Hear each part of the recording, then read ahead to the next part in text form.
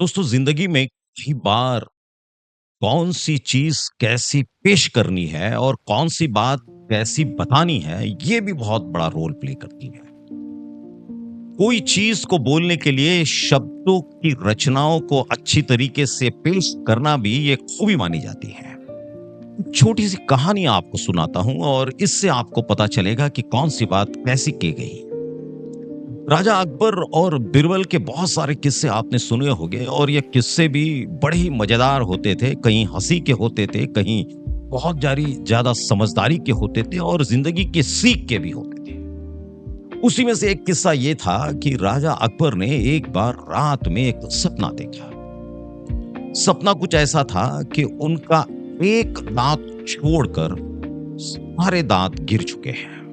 बड़े परेशान हो गए, थोड़े व्याकुल हो गए। सुबह उठकर उन्होंने सभी ज्योतिषियों को और सबको जो उनके पूरे रजवाड़े के उनके नजदीकी थे उनको बुला लिया और सभी से पूछा कि कोई मुझे बता सकता है कि इसका मतलब क्या है।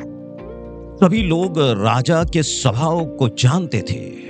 सभी ने मिलकर एक जवाब तलब किया और कहा कि जहां पना, इसका मतलब यह हुआ कि आपके सारे रिश्तेदार आपके पहले गुजर जाएंगे।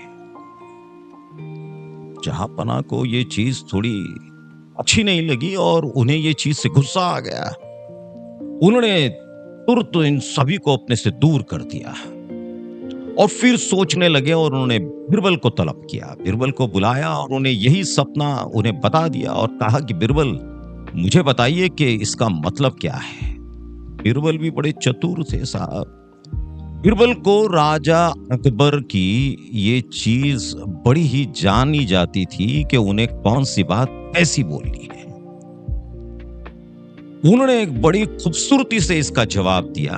उन्होंने ये कहा, आपके सारे रिश्तेदारों में आपकी उम्र बड़ी होने वाली है और आप सबसे ज्यादा समय तक के जीवित रहने वाले हैं। ये बात सुन के राजा को बहुत अच्छा लगा।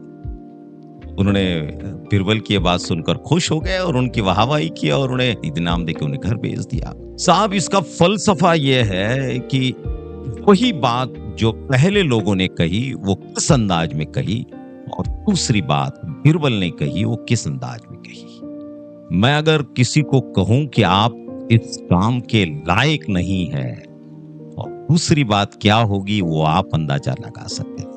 इसलिए याद रखिए, तोल मोल के बोलना भी जिंदगी की सबसे बड़ी समझदारी मैं मानता हूं। Thank you.